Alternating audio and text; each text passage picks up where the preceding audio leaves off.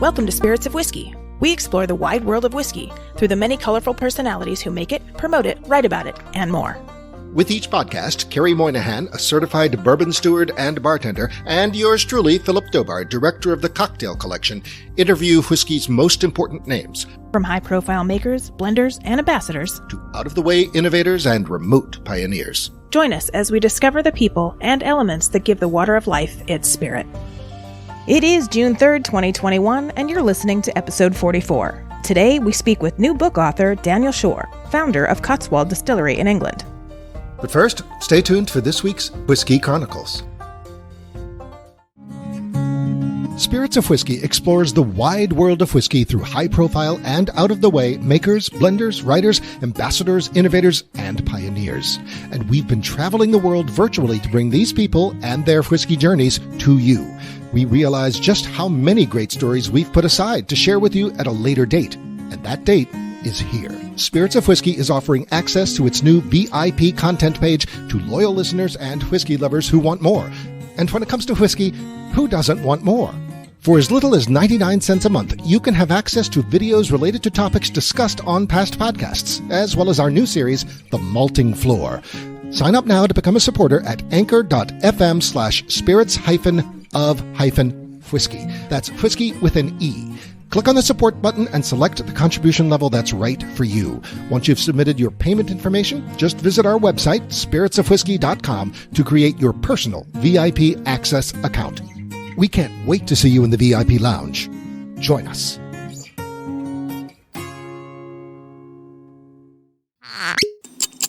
English whiskey.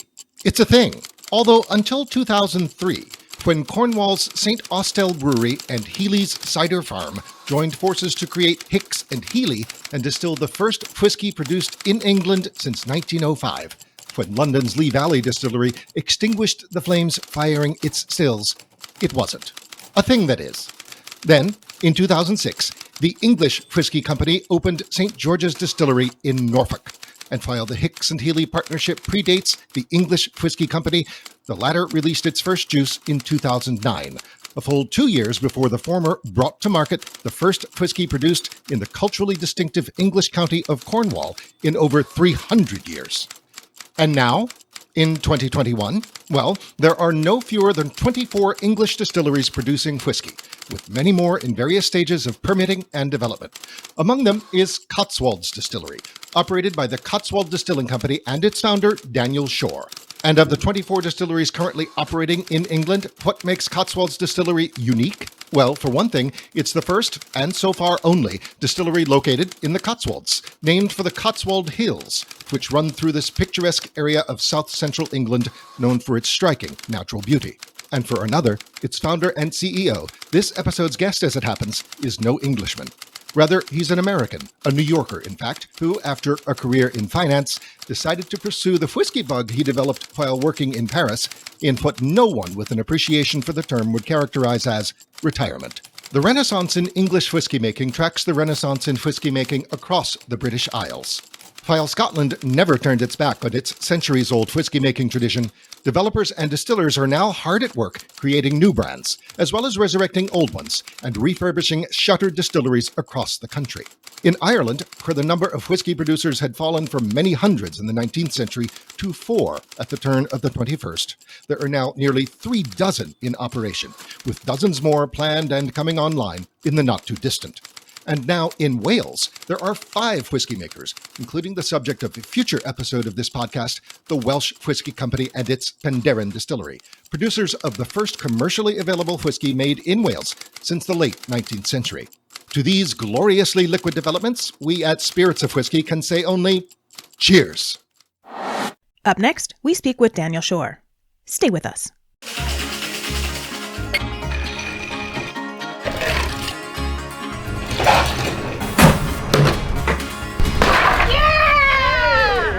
Hey guys, we're back, finally, after COVID-19. I'm Carrie.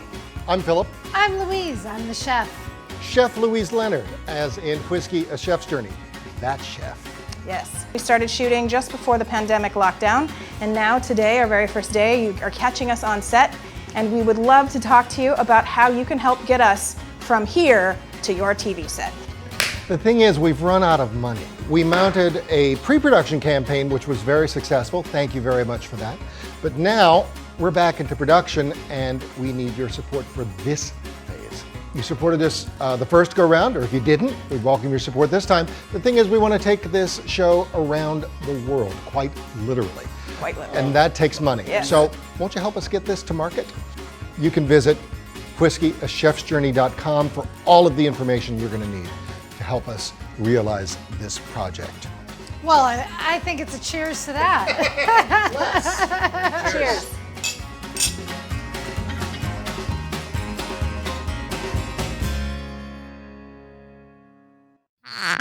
Today on Spirits of Whiskey, our guest is Mr. Daniel Szor. Daniel is founder and CEO of the Cotswold Distilling Company Limited in Stourton, England.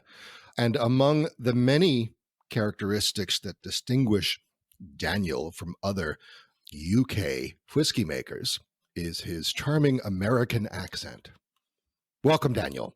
It's great to be here. Great to be here. I always tell Brits that it's a West Country accent, but really far west. The other side of the Really far west, as I in love that. New York. Okay. Yes, you are a native of New York. I am born and raised. So, if you're born and raised in Manhattan, how did you end up a whiskey maker and author in the UK? I guess it's 30 years and a slightly loveless career. It wasn't all that bad. It was really good career, but nothing like what I'm doing right now. But it did take me from. It's better than thoroughly loveless, because many people are stuck in that. It was a great bunch of folks. It was a great little company. It was not necessarily in the kind of field that I would have picked for myself. You do what you do when you get out of school, kind of, and you go for what seems to make sense. And in the 80s, a lot of folks like me who were getting out of college were heading to Wall Street. It was that era. And I found myself, after having interned at a bank, getting a job on their FX trading desk, on their foreign exchange trading desk. In the 80s was that sort of era where markets were ruling. And after a few years of doing that, I thought, it's not really for me. I'm going to go back to business school. But I got an offer from a startup company that was doing currency forecasting and consulting. And it seemed like worth taking the summer off and trying before school. And the 3 months turned into 26 years. But basically, after it got a little bit boring after a few years, I asked them if I could become their European marketing guy so I could go off and live in Paris for a while, always a Francophile. And they said yes. And that got me 11 years in Paris. Still not loving what I did, but loving where I did it. And being a bit of a foodie and a drinky, I was in my element, and I did what most American expats do their first few years: get in the car every weekend, go off to some wine producing area or go to the cheese show, etc. And that's where my real love of sort of provenance and terroir got started. It's heaven on earth for a foodie. Yeah, and I thought that the French they were the ones who invented the concept, and yet something happened to me in early 2000, which made me realize that there was one area in which they weren't masters, and that was an evening at the Scotch Malt Whiskey Society in Paris, introductory evening, where I discovered the delights of single cask whiskey, cask strength whiskey. And I realized that in this kind of quirky, every cask is different, every distillery is different, that actually the Scots were a step ahead of the French when it came to spirits in terms of really that focus on flavor, on terroir, on where it came from, how it was made. And that's where my kind of love affair with whiskey began. Now, most people who do that don't end up making whiskey or owning a distillery. But that's another story. And that takes us to the UK, where I finally moved our European office to, still with my old firm. And I was remarried to a British woman, and we lived in London. And some personal issues made us reevaluate a little bit and say, what's really important in life? And my wife, who's a neurologist, works just as hard as I did in the city, as they call finance in the UK. And we were like ships in the night, and then all of a sudden we get sick. And I thought, what can we do to make our lives better? And the answer was get a farmhouse so we can go live in on the weekend, Saturday and Sunday. We were city people. We thought the country is only something you do on Saturday and Sunday. Never would I've expected to, happiness here and living in the middle of nowhere. But we bought this little farmhouse on 2 acres of land surrounded by a huge farm, and then cut to post 2007. Foreign exchange wasn't doing really well. And my firm all of a sudden looked like it might not survive. And I thought, I've been using this little firm as an excuse to stay in my loveless career for years and years. And if they go under and I just go down the street, get a job at the next hedge fund, that's me. That's the ultimate capitulation. I got to think about what I really can do. And that led to the barley epiphany. And that was in the summer of 2012. I was looking out the window of our farmhouse here at a field of malting barley, spring barley, that had grown. It was just blowing in the breeze. And I suddenly thought they make a lot of barley here in the Cotswolds, but no one's ever made any whiskey. So why not be the first to do it? Here's your story. Good. So the first Cotswolds Distillery. Absolutely. A perfect place for it because it's got the barley and it's got 30 million visitors a year. So destination distillery. That was what after all my experience in Scotland, people like to come and tour distilleries. And there's a lot of people coming to the Cotswolds. It's like the Vermont of the UK, kind of. It's that green, happy place that's not too far away from the city. And when you need to get out of town, that's where you go. So when you looked at these barley fields and said, let's do whiskey, what year was this, and what did your wife say when you said, I'm going to forget the finance and make some whiskey? The epiphany moment was this summer. It was July 2012, and I actually didn't tell my wife. In fact, I didn't tell anyone. I just said that's weekend post-Sunday lunch kind of dreaming and rambling, and I forgot about it until we had a Christmas party that year, and I got a little drunk. I had a couple drinks. I started rattling off to a friend, and I mentioned this idea, and he was just so blown away. I said, that's great. You've got to do it. And then I started thinking, maybe it's not such a crazy idea. And the next moment was in April of 13. I went to a Whiskey Live in New York City because I was back home for a week. And what I realized was that half of the people in that room, half of the exhibitors were whiskey distillers I'd never heard of. And I said, what's going on here? These guys aren't from Scotland. They're not from Ireland. They're not from Kentucky. They're from like Oregon and Boston and Brooklyn. And that was when I first realized what was going on in craft distilling. And so I suddenly pulled that other idea from the previous summer out of my head. And I thought, what works in the States eventually crosses over to the UK. So maybe there is something to be done. So it got me one step further, but the final step was the benediction. And that was basically the benediction from Jim McEwen, well-known former production director at Bruichladdich, which was a wonderful distillery on Islay, where my best friend and I, on one of our boys' weekend whiskey journeys, went to have a tour, and Jim gave us a tour, and Jim can sell snow to the Eskimos. He's the greatest salesman. We walked out of that tour owning a barrel of Bruichladdich, and then Bruichladdich became like our home team. We followed it for 10 years until its exit to where it sold to Remy Cointreau. But Jim was the only guy I really knew in whiskey. I was just a sort of a whiskey geek and a sort of a whiskey consumer. So we were going up to Islay to check out our barrel, give it the yearly hug. It was 10 years old by then. And I asked to see Jim. And I said, you probably don't remember me because now you're like a rock star, 500 people per masterclass and all this. But I'm the guy you sold a barrel to 10 years ago. And I've been following you guys, and I love what you're doing so much. I'm thinking about building a little distillery in the Cotswolds of all places, making barley. But if you tell me I'm nuts, I'll walk out of here and never think about it again. And the beauty of Jim is, again, his romance and his character. And he said, lad, it's your dream. You've got to follow your dream. And so I did. And Jim then basically said, any way I can help you. He said, the guy who I used to work for at Bowmore, who used to be the general manager of Bowmore back in the 80s, Harry Coburn, is now retired from the whiskey business, but he helps start up distillers. And so he introduced me to Harry. And that's really how the whole project got going, was this 77-year-old Scot with 50 years in the whiskey business and this slightly, but not very younger American guy. So that's how it all started. Harry was incredible. We came 1 month after Jim McEwen's benediction and go for it, do it. Harry came down to meet me in the Cotswolds with his wife. They drove down they live just outside of Edinburgh, and we just hit it off. And I'm a big believer that things happen for a reason. The karma was just there.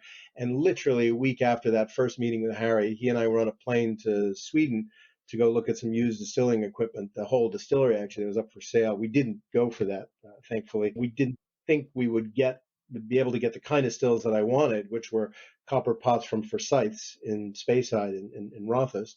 And one thing led to another, and we were able to get ourselves our copper pot stills. So we got our copper pots from Forsyth. And more than that, Forsyth ended up designing the entire distillery. So it wasn't just the mash tun and the washback and the boiler, but they actually sent a whole squad down from Scotland who were at the distillery for 2 months and did all the pipe work and all the electrics over the summer of 2014.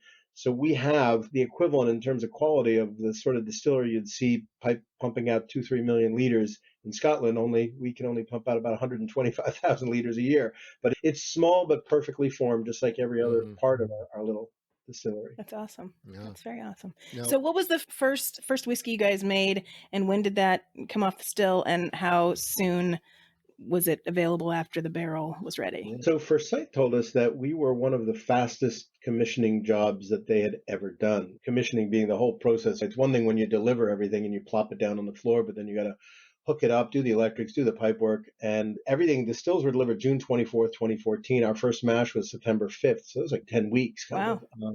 That's a quick turnaround. But so September 5th was our first mash. And we called it the Moonlight Mash, actually, because it took so long to get everything ready, and the Forsyth guys were still there doing the last things. We didn't actually mash in until I think sort of 5 o'clock in the evening. And we have a great photo of tipping the draft bin out into a big skip outside with the full moon out in the background. So it was the Moonlight Mash. It was we didn't finish till 1 or 2 in the morning. But we then cast our first cast on the 22nd of September, 2014. And 3 years later, that was officially whiskey by EU law. And I think about 3 or 4 weeks after that was when we launched our first inaugural release. So the time to amass enough casks to put together into that first release. Yeah. Wow. You held some back for longer aging? Oh, yeah. We still have a couple of 6-year-old now, I guess, casks. When we started out, we were working one shift a day, but 7 days a week. So one mash and one run of both stills. And then in 2016, we went to double shifts. So now we're mashing 14 times a week, twice a day, 7 days a week. And we're really pushing this little kit that we've got as hard as it can. And we're putting out 3 barrels a day. But in the first year, we were only putting out 1.5 barrels a day. Given the sort of popularity, because the whiskey's been really selling well, it's hard to hold on to stock from those first 2 years. But from 16, more stock came on board. And who knows, we may find ourselves upping production in another year or two just to keep up with the demand. Okay. Now, you produce a number of liqueurs and variously botanicized gins as well. Have you been making those from the get-go as well? We have, and that's where one of the real big surprises came in for the distillery, because whiskey was the reason I built this distillery. Whiskey was always where my heart, my passion was. It's also what I thought made the most business sense. But it doesn't make a lot of business sense when you're starting out. In fact, when you talk about working capital requirements, I wouldn't wish whiskey on my worst enemy. I mean, you're talking about 3 years minimum in terms of the time that your capital has been mobilized. And, you're buying casks and it's really tough. It gets easier once you pass that. But Cotswolds Dry Gin, as you're showing us here, was part of the answer to our questions, but it was an unlikely thing. It was just really, we thought, if we want to get visitors to come in the distillery, we need to have something on the shelves to sell them. And the whiskey wouldn't be ready for 3 years, so we thought we would make some gin. And whereas with the whiskey, we had 2 brilliant Scottish guys, Harry Coburn and then Dr. Jim Swan, who's like the Einstein of whiskey, helping us from the chemistry point of view on the flavor. I mean, we were so lucky that we had Harry and Jim together on the project. But where gin was concerned, we didn't have a Harry or Jim Swan. I just had 3 very young distillers with varying amounts of experience, but generally not a lot, who had 2 months of time on their hands because they started work on the 1st of July, 2014, and the distillery wasn't really ready for use until the 5th of September. So what to do with 3 guys on the payroll? Well, lock them in our little lab. We had a small lab, give them a 1 liter still each, and a list of 150 different botanicals to try on the road to finding a great gin, Wow. which kind of reflects the Cotswolds. And how do you do that? They managed in about a month's time to distill through 150 botanicals one by one. So we have 150 bottles of individual one botanical. Philip, are you having the gin already? I'm having the gin, yes. All right, hold on. Let me have the gin now. I thought we were going to do the gin last, but I'll pour. Forgive I'll pour for it. interrupting. I'm sorry. I just can't. I can't help myself here. It's magnificent. Please continue.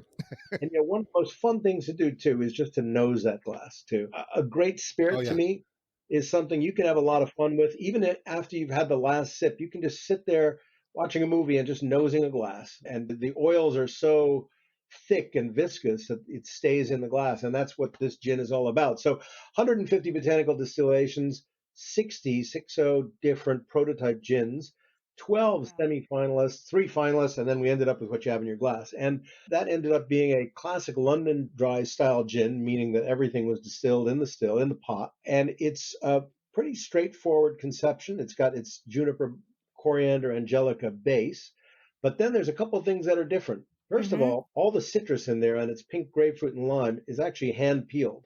And that seemed like a good idea in the beginning because you get so much more oil out of hand peeled. When you get to the size that we are now and you find yourself peeling 500 grapefruits and 800 limes a week by hand, literally with a paring knife. It gets to be problematic, but we've got a squad of peelers that do just that. But it's not just those oils. Wow. Mhm. There's also some local lavender from the Cotswolds, which is the real English garden kind of twist, the Cotswolds twist. Mhm. But one of our distillers basically Yeah. had the idea that if Dan wants big flavors, how about if I just put in 10 times the amount of botanicals that anyone else would ever put in their right mind? And that's exactly what he did. So we've got 10 times the amount of botanicals by weight. And what that does is when you add a little bit of water or tonic or ice, it goes cloudy. And you guys will understand that concept. They call it a louche.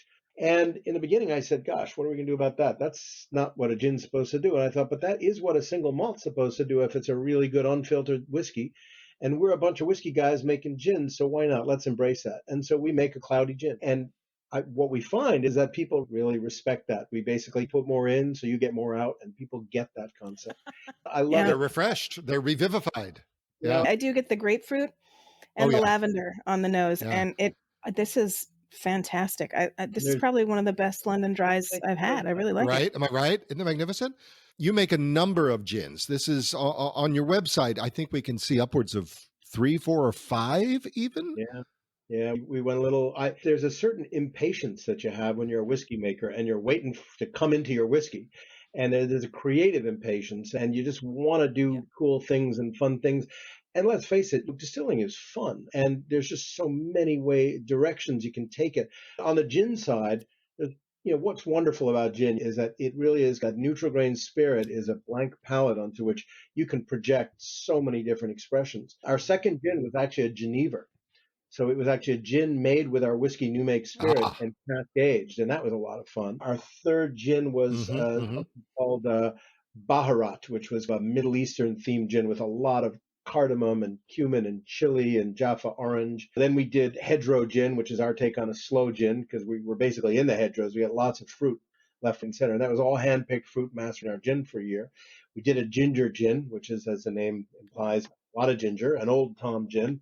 So yeah, the list goes on, but I'm starting to calm down now. I'm realizing that I heard a word the other day I'd never heard of called Skewmageddon, which is when you have too many products. I've been told beautiful. Is the malt Genever still available? It is, and we've got a lot of casks aging, but it won't be made again because the problem is that every cask of that is a cask less new make spirit that can become Cotswold single malt, which we now realize we don't need every bit we have. But there are probably about 30, 40 casks still around. Quick question before we move on to the whiskeys. What is the base of the gin? The neutral spirit is distilled from? So it's 100% wheat. We are completely transparent that we do not make it. In EU law says that gin has to be made from a 96% neutral grain spirit, which is by legal definition odorless, colorless, and flavorless. Okay. So, whiskey, 2014 Odyssey Barley. Yes. Talk to us about Odyssey Barley. What does that mean? So Odyssey. And did you source any of the whiskeys to blend into this, or this is all stuff that you guys produced? No, we've never sourced a drop of whiskey. We don't believe in that.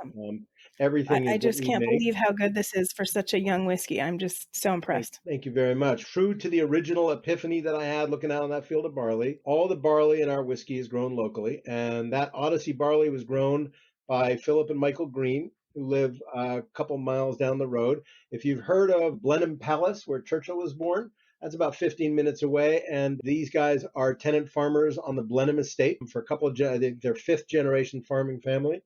So they grow the barley, and then it gets taken down to an amazing place called Warminster Maltings, which is about 60 miles away near Bath, if you're familiar with Bath. And Warminster Maltings is Britain's oldest working maltings, and it's a place where they still do floor malting. If you're familiar with floor malting, that's where you spread the barley out on long floors. Indeed. And while it germinates over a couple of days, you hand turn it. And I thought it was just amazing that we were able to find these guys, which are actually the closest maltsters to us. So in terms of miles, we're minimizing that, but we're buying into this amazing bit of history. And if you're a whiskey geek like me, whenever you get a chance to visit a distillery that still has a malting floor attached to it, even though if they're honest, they'll tell you they're only doing 1% probably on that floor. Yeah. So basically it's us and Springbank. So we're in good company. I think we're the two main whiskeys that use 100% malted barley, floor malted barley. The Warminster brings that malted barley up to us, and then we mill it, we mash it, we ferment it, we distill it, we age it, and then we bottle it. And So the Odyssey barley, basically, that's our otherwise known as our flagship. And it's a blend of two casks. So it's 70% ex-red wine cask and 30% first fill bourbon.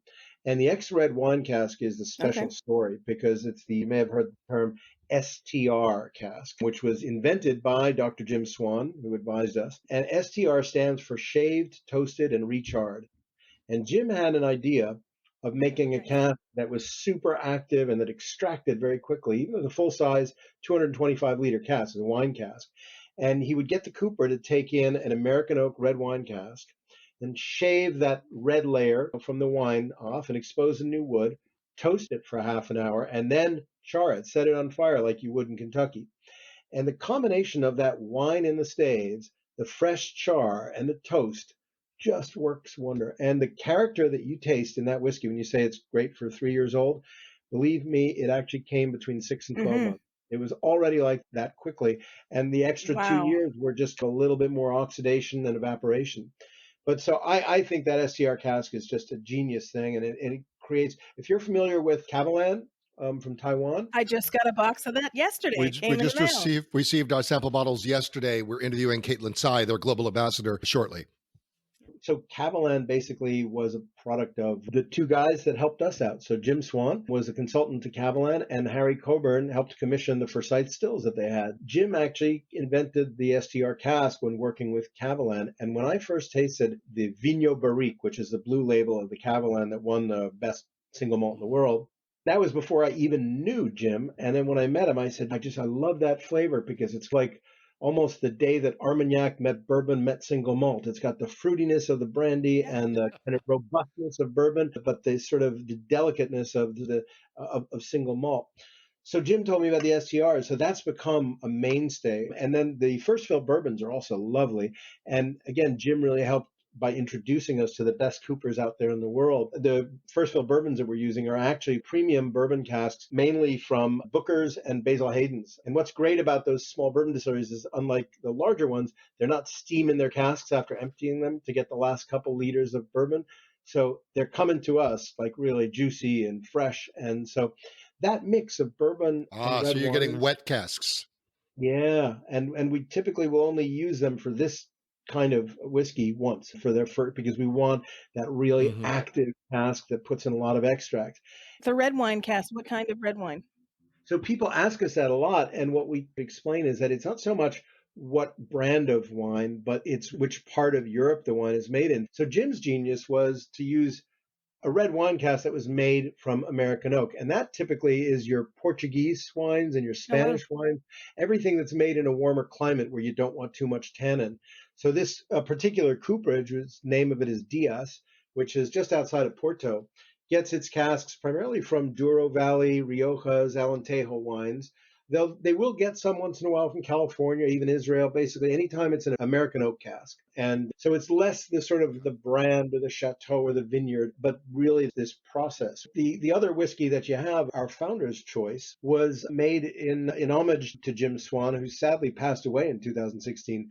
But Jim was always so proud of the STR. And when I said, I want to combine it with a bourbon, he said, you might also want to just put out 100% STR and maybe put it at cask strength to differentiate it.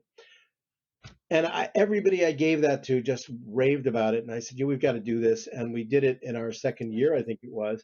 And so that is 100% STR cask, no bourbon. And that is at cask strength. So it's 60.9 ABV. And that is 3 years old, although we're now moving to 5-year-old, recycling that in. And it's just it's a lovely dram. This is amazing. This is like 121 proof, and it drinks like maybe 85 as far as the heat goes. Gary and I have sampled a number of whiskeys that drink much cooler than the numbers suggest they might.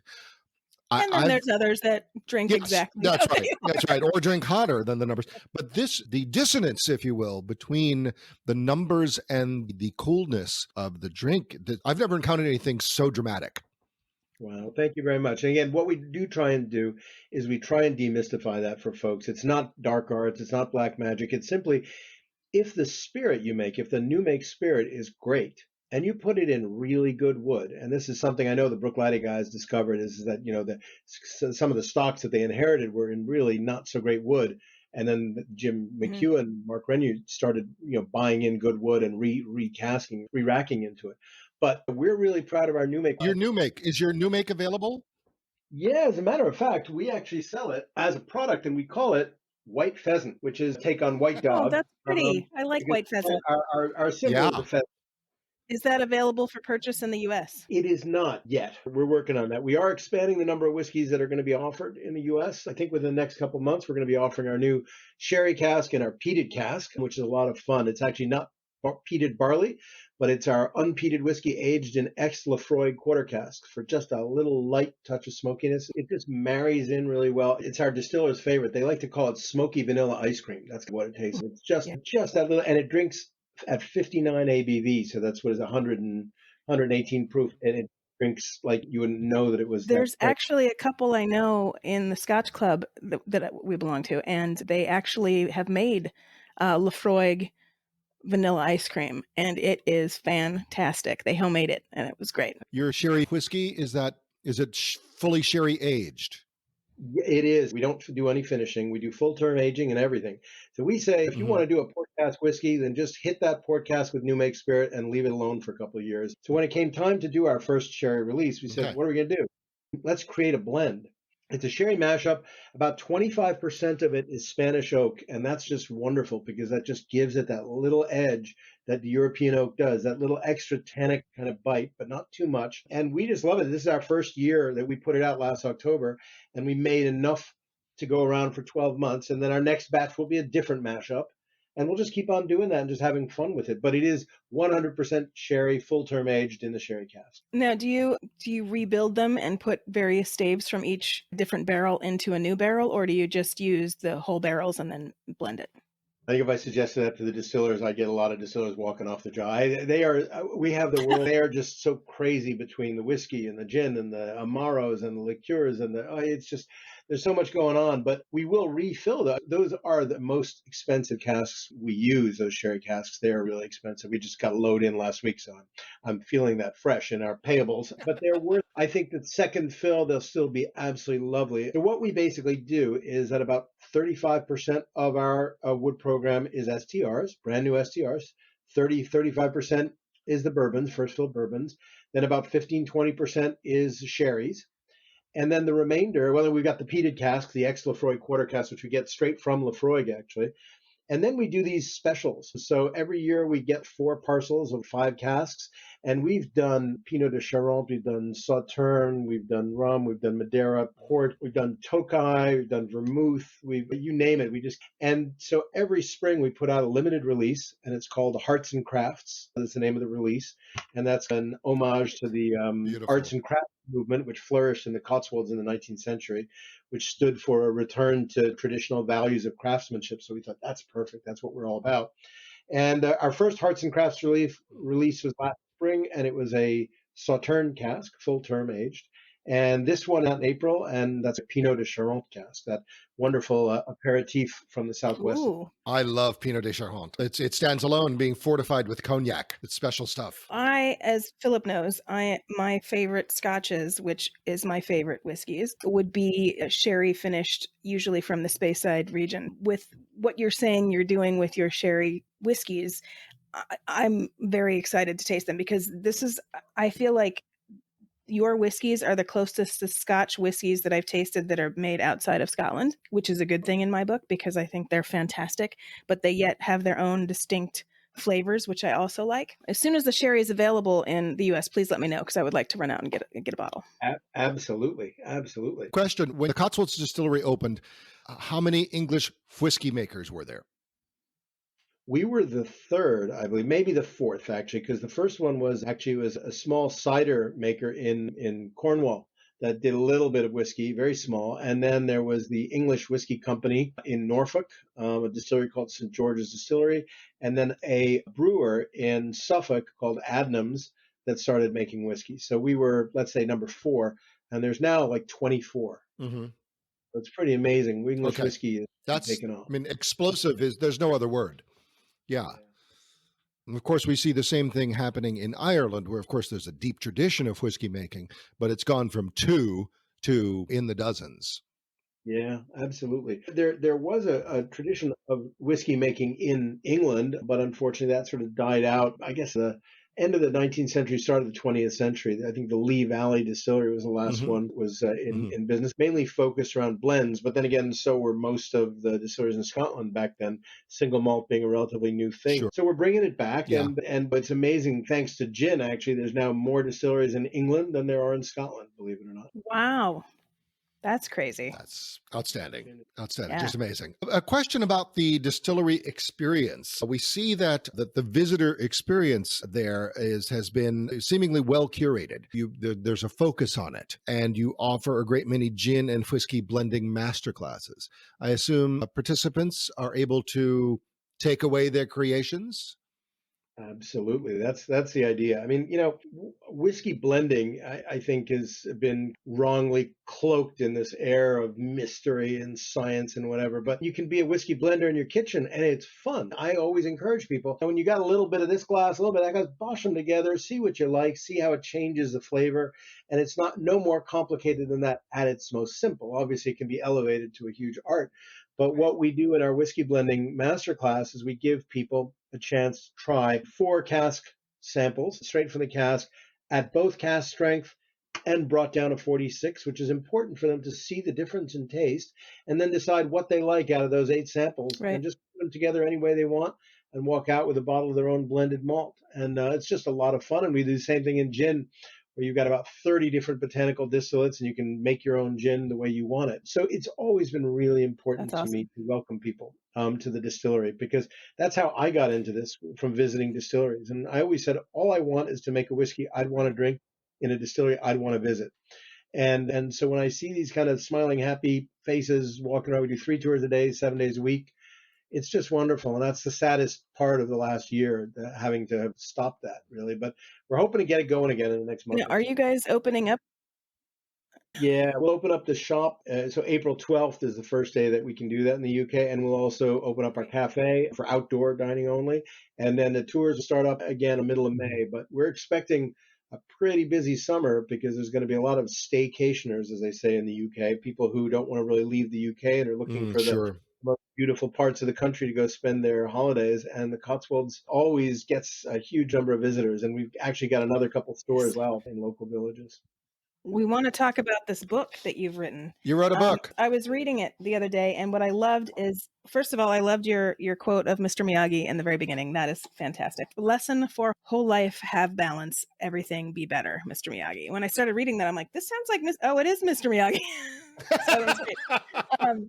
But what I loved here is on the very first page of the actual book, in number 1, Taking Stock, you talk about how all these things that you're doing isn't the spirits, but this book is about, let me find the sentence because I think it's perfect for what we're trying to achieve with Spirits of Whiskey. This book is about the other kind of spirit, that of individuals and the times we find ourselves in. That's totally what we are trying to do here with Spirits of Whiskey. The origin of the name for this podcast actually was for one of the renditions of the pilots that I was doing before, and it was called Spirit of Whiskey. And I had a host going around and we were talking about the Spirit of Whiskey. And when I brought the idea to Philip, I said, let's use that as the name. And he said, we're going to be going to the people and it's going to be the spirits of the people. So let's make it Spirits of Whiskey. And I said, okay, let's do that. Makes sense. So I was really excited to read that in the very first page. So tell us about the book. Tell us what inspired it. Is this your first book? And give us some background on this bad boy. It's the first book. It may very well be the last book. Who knows whether there's going to be another chapter in my life that's book worthy. But this one, I did feel that as some people have joked, my hedge funds to hedgerows experience was kind of Wall Street guy finds redemption in the countryside, simpler values, a more meaningful life. And you know what? The best part of all that is it's true, because it happened to me. And I felt like what I ought to be doing is telling that story to anyone who's ever had those thoughts, and in the way that I did for years, just pushing them down, saying, no, that's just daydreaming. You can't do that.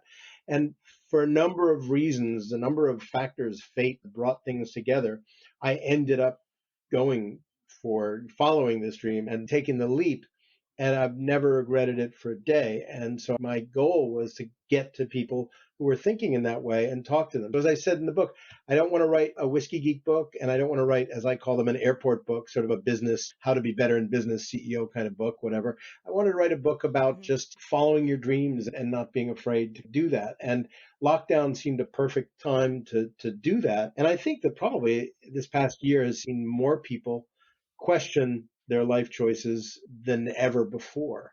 So what I'm talking about is maybe less to Me. but Of course, I question those every day, sometimes at 3 a.m. I've been thinking of it as you were talking about earlier, Daniel, that you were 26 years into this profession that you didn't really like. And as much as I do like the film and television industry, the particular job that I hold is not the job that I wanted to be in. But once you got good at that position, that's where they keep putting you. So I feel like this year off, being able to produce things with Philip and getting to do the part of the industry in which I've always wanted to do, in which I went to college for and have a degree in. Yeah, this is one of the reasons I'm in love with your book. We've taken this last year. I have a background in production as well, first theatrical and then film and television.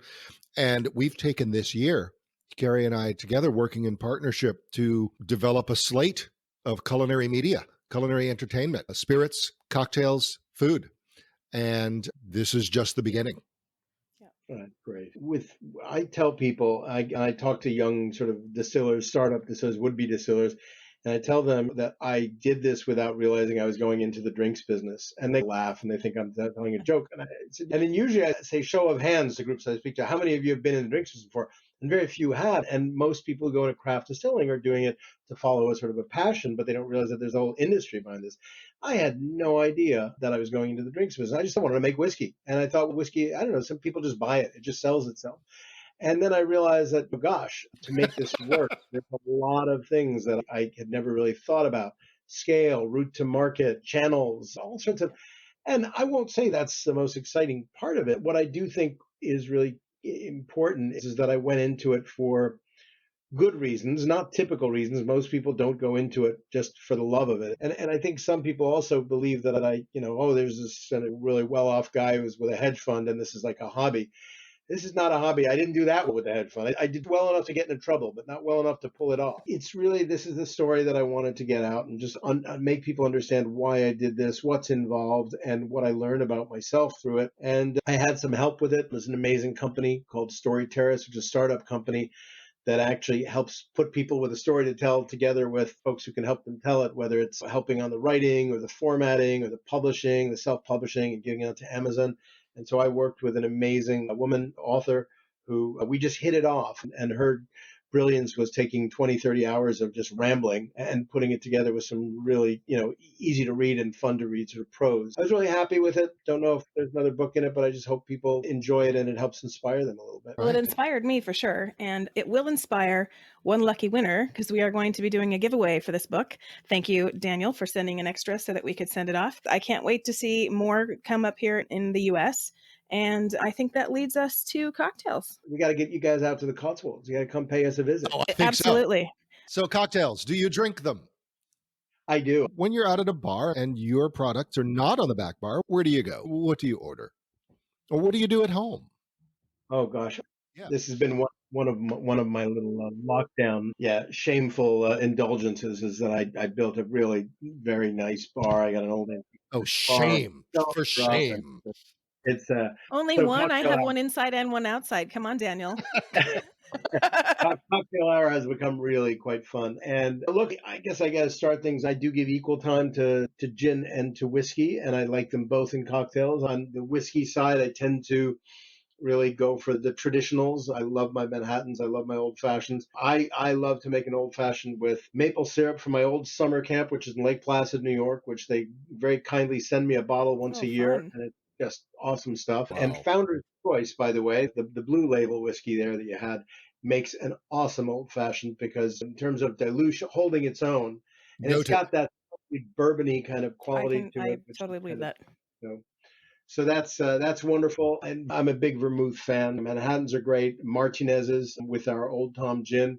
We even do our own vermouth where we've paired a Cotswold wine with some wonderful botanicals. And the list goes on. I love basically all the gin cocktails work really well with the classic gin cocktails, work really well with our gin. So Cotswold's Cloudy Martini and the Negroni, it marries very well with, Ooh. they all really do a very good job. Sounds awesome. That the Martinez, we covered that in one of our video series called Cocktails the Grand Tour with Jonathan Pogash. Episode 3 is all about the Martinez, and we did the slow gin. And I have yet to make one myself, but now that I have your regular gin, I'm going to try it with that, because this is, again, one of the best gins I've ever had. That's great. Oh, well done.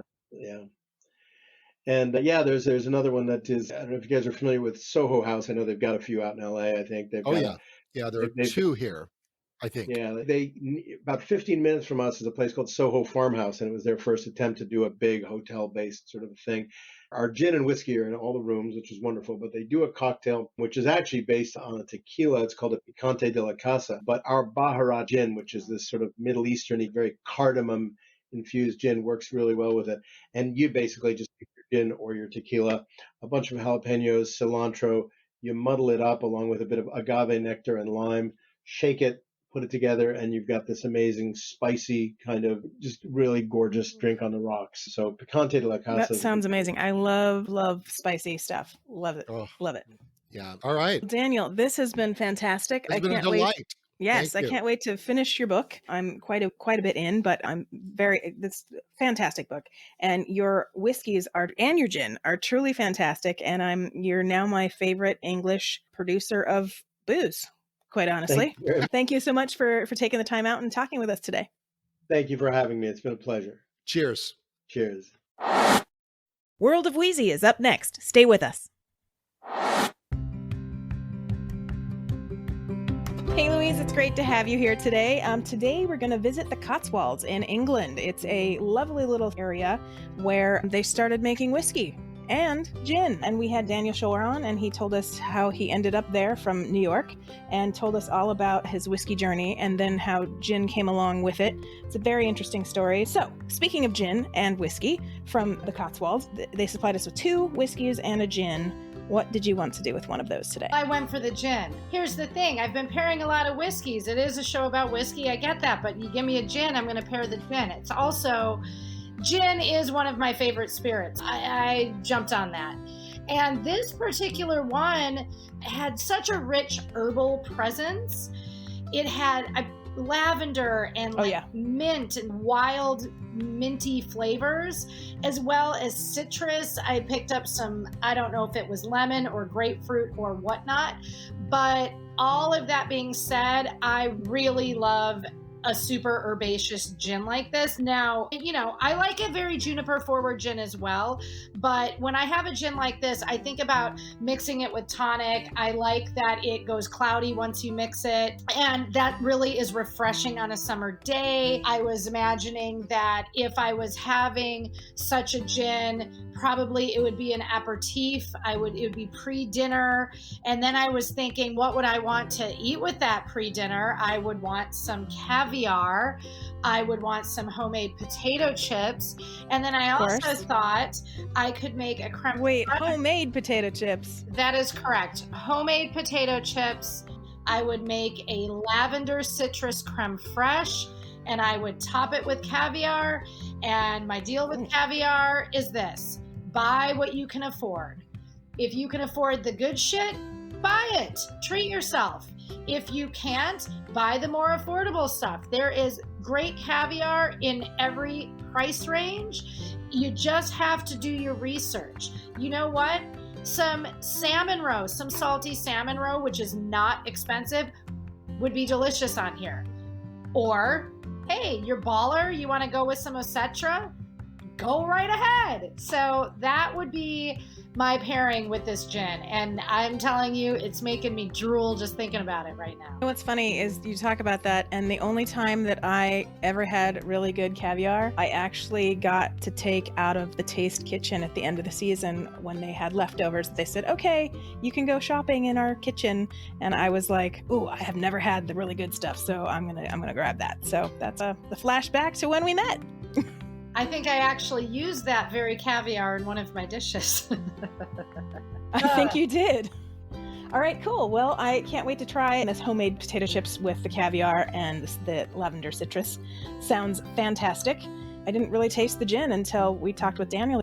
I mean, we've had a couple of really good gins on the show, and I've always liked gin, but I think the gins that we've had on the show so far have been the best gins that I've had, honestly. And I can say that too about the Botanist, because that was when I was in Isla, I knew for sure. I was like, this is great. I love it. So I think we've got some pretty good gins on the show. All right, Louise, thank you so much for being here. And I can't wait to see what we talk about next week. All right, I'll speak to you next week. Cheers. Thank you.